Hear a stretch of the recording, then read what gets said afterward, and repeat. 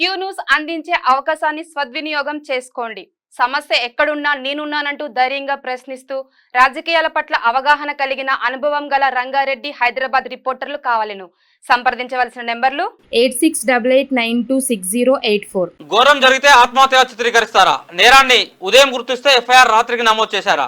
Medical college principal పోలీసులు ఏం చేస్తున్నారు? ఆగ్రహం వ్యక్తం చేసిన సుప్రీంకోర్టు మహిళల భద్రత కోసం చర్యలు. 10 మంది డాక్టర్లతో జాతీయ టాస్క్ ఫోర్స్ ఏర్పాటు. 3 వారాల్లోగా మధ్యంతర నివేదిక తయారు చేయాలి. 2 నెలల్లోగా తుది నివేదిక సమర్పించాలని సుప్రీంకోర్టు నిన్న కామెంట్ చేసింది. ఇక సంజయ్ రాయ్ని వృత్తి అండి, అతను మంచివాడు కాదని నిందితుడి అత్త చెప్పింది. జడ్జీలు తీర్పుల్లో ప్రవచనాలు చెప్పొద్దు. ఓ లైంగిక దాడి కేసులో కోల్కతా హైకోర్టు తీర్పును పక్కన పెట్టిన సుప్రీంకోర్టు జడ్జిమెంట్లు ఎలా రాయాలో కూడా కోర్టులకు ఆదేశాలు ఇస్తా ఉన్నది. సో జ్యుడిషియల్ మీద కూడా కామెంట్ చేయాల్సిన పరిస్థితి. ఎందుకంటే జుడిషియర్లో ఈ అడ్వకేట్ ఏది వీళ్ళను జడ్జీల నియామకం ఎందుకు నేరుగా జరగాలి? ఇంత సుప్రీంకోర్టు మహిళల పైన జరుగుతున్న ఘోరాలు మహిళలని చెప్తా ఉన్నారు కదా. నీ సుప్రీంకోర్టులో 33% మంది జడ్జీలు ఉన్నారా? చూపెట్టు. ఉన్నారా? ఎగ్జాక్ట్లీ. నీ హైకోర్టులో 33% మంది మహిళలు ఉన్నారా? ఎందుకు ఇంప్లిమెంట్ చేయరాడా? మీరు ప్రవచనాలు చెప్తారు ప్రజలకు, ఇట్లా ఉండాలి అట్లా ఉండాలని ప్రవచనాలు చెప్తా ఉన్నారు. నీ సుప్రీంకోర్టులో వద్దా, మన హైకోర్టులో వద్దా 33% మంది మహిళా జడ్జిలు ఉండకూడదా? మహిళా జడ్జి మహిళల పైన జరుగుతున్న ఘోరాల పైన మహిళా జడ్జి విచారించకూడదా? ఎగ్జాక్ట్లీ. చెప్పురు. ఇది మీ కాడనే న్యాయం సరిగా లేదు. మళ్ళీ వీళ్ళ ఎంపిక ఇక్కడ పుంజాల శివశంకర్ గారు ఆయన పుస్తకంలో రాసుకున్న కేంద్ర న్యాయశాఖ మంత్రి ఆయన రాసుకున్న ఒక మాట చూపిస్తా.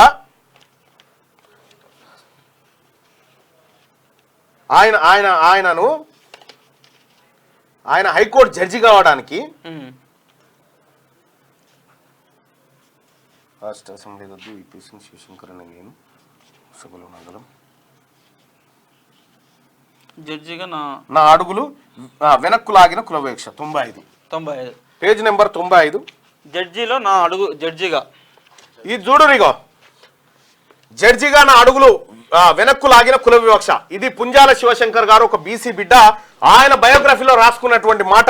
కుమరయ్య గారు నా పేరుని హైకోర్టు న్యాయమూర్తిగా సిఫార్సు చేస్తున్నానని చెప్పినప్పుడు నేను ఆనందంలో మునిగిపోయాను.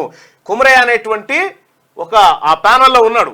కొలీజియంలో ఉన్నటువంటి ఒక బీసీ బిడ్డ ఇంకో బీసీ బిడ్డను జడ్జిని చేయడానికి పేరు సిఫార్సు చేస్తే వెంటనే ఆంధ్రప్రదేశ్ హైకోర్టులో ఉన్న న్యాయమూర్తులందరి జాబితా తీసుకొని విశ్లేషించడం మొదలు పెట్టాను.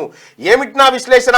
ఎవరెవరు ఏ మాసాల్లో పదవి విరమణ చేయాల్సి ఉంటుంది, మొత్తం అందరి పదవి విరమణ తేదీలు తెలిసిపోయాయి. అప్పుడు లెక్క వేశాను. ఇప్పుడు నా వయసు 41.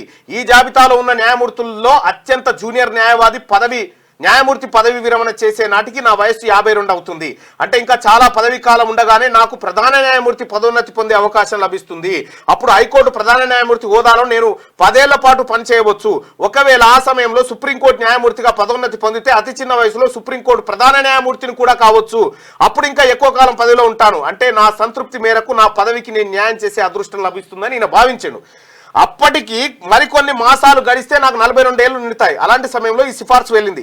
రాష్ట్ర ప్రభుత్వం ఈ జాబితాని యథాతథంగా సుప్రీంకోర్టు ఆమోదానికి పంపింది. హైకోర్టులో చాలా మంది సీనియర్ అధికారులు నాకు చెప్పిన దాన్ని బట్టి రాష్ట్ర ప్రభుత్వం పంపిన జాబితాని సుప్రీంకోర్టు ఎలాంటి అభ్యంతరాలు లేకుండా ఆమోదించడం పరిపాటి. హైకోర్టు ఒకసారి జాబితా తయారు చేసి పంపాక వాటిలోంచి ఏ ఒక్క పేరునైనా సుప్రీంకోర్టు తిరస్కరించడం అనేది అరుదైన విషయం. ఆ పరిణామమే నేను ఈ విశ్లేషణ అంతా చేయడానికి ప్రేరణనిచ్చింది. కానీ జరిగింది వేరు.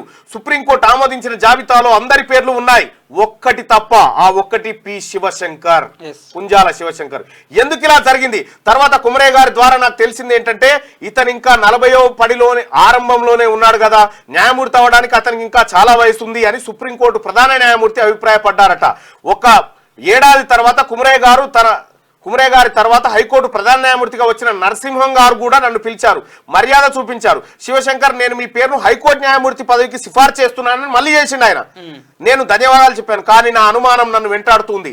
అందుకే అడిగాను, సార్ ఇప్పుడు నా వయసు 42, గతంలో లాగా నా వయసు చూపించి మీ సిఫార్సును తిరస్కరిస్తారేమో. అయితే గతంలో అప్లై చేసిన దాంట్లో ఆయన శివశంకర్ రెడ్డి అని లేదు కాబట్టి వెనక్కిపోయింది. అదే 41 సంవత్సరాలు ఉన్న రెడ్డి గారికి ఇచ్చేసారు. కానీ నా అభిప్రాయంతో ప్రధాన న్యాయమూర్తి నరసింహం గారు ఏకీభవించలేదు. నీదంతా వట్టి అనుమానం అయ్యేలా ఉండదు అని చెప్పిండు. కానీ అప్పటికే హైకోర్టులో ప్రచారంలో ఉన్న ఒక విషయం ఏమిటంటే నా పదోన్నతికి అడ్డం పడుతున్న సుప్రీంకోర్టు న్యాయమూర్తి పింగ్లే జగన్మోహన్ రెడ్డి గారు. ఆయన 1969లో సుప్రీంకోర్టు న్యాయమూర్తి అయ్యారు. ఆయన విషయంలో ఈ పుకార్లు నమ్మడానికి నాకు కారణం ఉంది. నేను నా పేరులో రెడ్డి పదం తొలగించడానికి అప్లై చేసుకున్నప్పటి నుంచి ఆయన నా పట్ల విముఖంగా ఉన్నారు. రైట్, ఇంకా ఏమైనా కారణాలు ఉన్నాయేమో తెలియదు, కానీ ఎప్పుడెప్పుడు ఏ విషయం మీద మేమిద్దరం ముఖాముఖి మాట్లాడుకోవాల్సి వచ్చినా ఆయన నా వాదన పట్ల ప్రతికూలంగా స్పందించేవారు. ఈ ప్రతికూల స్పందన వ్యవహారం ఎంత దూరం వెళ్ళిందంటే చివరికి ఆయన నన్ను ఇండియన్ లా జర్నల్ కి సంపాదకుడిగా రాజీనామా చెయ్యాలని పట్టుబట్టేదాకా వచ్చింది. ఇంకా అక్కడితో ఆగలేదు. 1973లో అలాగే జరిగింది. నా పేరును హైకోర్టు న్యాయమూర్తి పదవికి ప్రధాన న్యాయమూర్తి గోపాలరావు ఎగ్గోటే సిఫార్సు చేశారు. నేను ఎప్పటిలాగే ఎందుకు సార్ ఇది జరిగేదా పెట్టేదా అంటూ నా అపనమ్మకాన్ని మళ్ళా బయట పెట్టని ఆయన పంపించారు. రాష్ట్ర ప్రభుత్వం నుంచి కూడా సుప్రీంకోర్టుకు వెళ్ళింది, చివరికి తిరస్కరించబడింది. ఒక బీసీ ఓడు హైకోర్టు న్యాయమూర్తి కావడానికి ఇగో ఇన్ని అడ్డంకులు, ఇన్ని ఆటంకాలు ఉంటాయి. ఇక్కడ బీసీలకు సంబంధించి హైకోర్టులో అడిషనల్ అడ్వకేట్ జనరల్ లేడు. బీసీ న్యాయవాదులారా, బీసీ సోదరులారా, ఇగో ఇది మన పరిస్థితి. ఈ మాట్లాడకపోతే, మనం చర్చ పెట్టకపోతే, మనం మన ప్రజల కోసం ఏది ఒక గంట సేపు కేటాయించకపోతే ఏం న్యాయం చేస్తాం? చచ్చిపోయినాక చేస్తామా? క్యూ న్యూస్ అందించే అవకాశాన్ని సద్వినియోగం చేసుకోండి. సమస్య ఎక్కడున్నా నేనున్నానంటూ ధైర్యంగా ప్రశ్నిస్తూ రాజకీయాల పట్ల అవగాహన కలిగిన అనుభవం గల రంగారెడ్డి హైదరాబాద్ రిపోర్టర్లు కావాలను సంప్రదించవలసిన నెంబర్లు 8688926084.